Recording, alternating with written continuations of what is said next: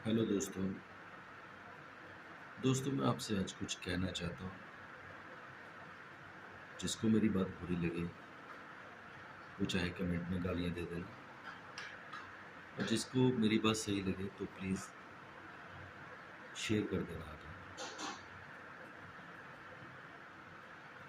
देखिए, भगवान को तो हर कोई मानता है।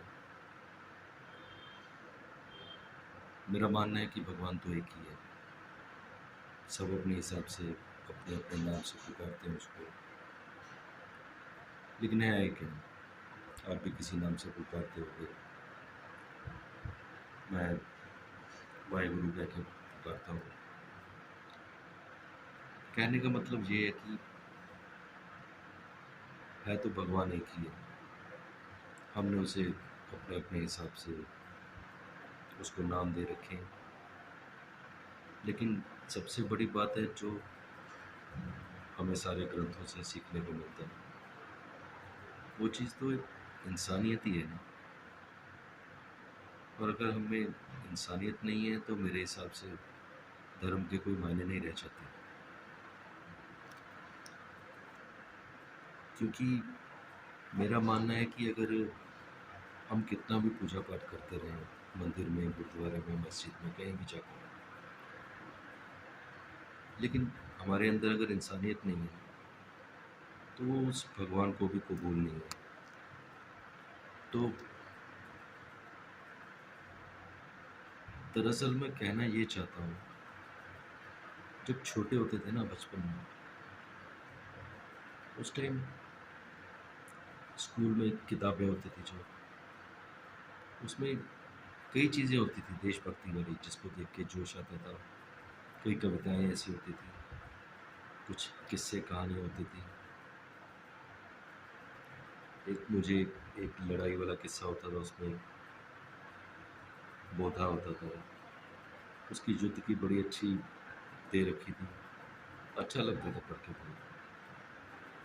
फिर वो बचपन में बहुत सुना करते थे, बहुत पढ़ते थे। मज़हब नहीं सिखाता आपस में वैर रखना, हिंदी है हम वतन है, हिंदोसिता हमारा। इस तरह की कविताएं होती थी, इस तरह के गीत होते थे, जिससे बच्चों में एक जोश आता था देश के लिए। लेकिन आज के टाइम में अब जब मैं टीवी तो मैंने देखना ही छोड़ दिया है। ये गोदी मीडिया तो पूरा एकदम नफरत फैला रहा है, इसलिए मैं नहीं देखता। मैं सोशल मीडिया पे देखता हूँ। तो आजकल जो चल रहा है, इतनी नफरत घोली जा रही है सब जगह पे। ये छोटे छोटे बच्चे, अभी मैंने आपको बताया कि हम लोग बचपन में क्या पढ़ते थे, क्या सुनते थे, किस तरह का हमें सिखाया जाता था। और आज मैंने कई बार ऐसी ऐसी चीज़ें देखी कि जहाँ पे एक हिंदू का छोटा बच्चा है, उसको सिखाया जा रहा है कि मुसलमान तुम्हें मार देगा, और मुसलमान के बच्चे को सिखाया जा रहा है कि हिंदू तुझे मार देगा। और वो छोटे छोटे बच्चे अभी इसी सोच में पल रहे हैं। सोच के डर लगता है, वो जब बड़े होंगे तो उनके दिलों में कितनी नफरत होगी।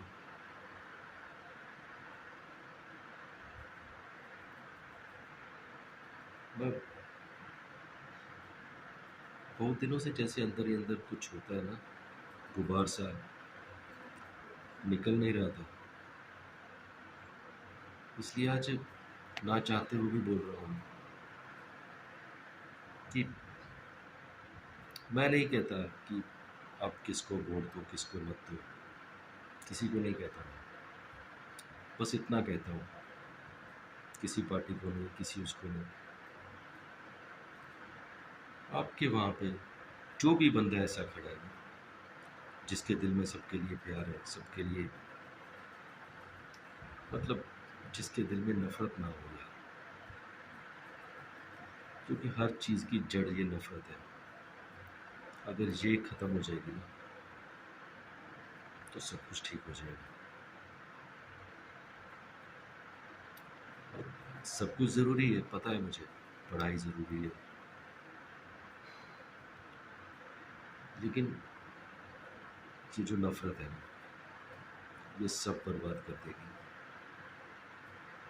इसलिए ये जो वोट दो ना, बहुत सोच समझ के दो। कोई पार्टी मत देखो कि हम उस पार्टी के हैं, मैं कांग्रेसी, मैं बीजेपी, मैं उसका। ये सब भूल जाओ। सिर्फ उस इंसान को चुनो, क्योंकि सब लोग अगर ऐसा सोच के चुनेंगे ना, तो वहाँ पे जो पहुँचेंगे दिल्ली में, सब अच्छे लोग पहुँचेंगे। अगर फिर से वहाँ पे, समझ सकते हो आप लोग मैं क्या कहना चाहता हूँ, क्योंकि जो नफरत पिछले सालों से समाज में देख रहा हूँ ना मैं,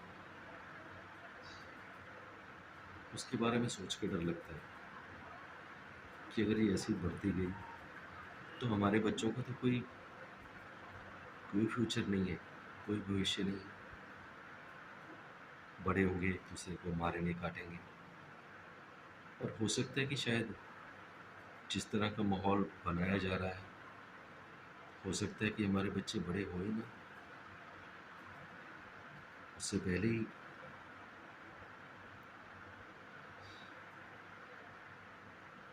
सो मेरी आप सबसे यही गुजारिश है कि सोच समझ के,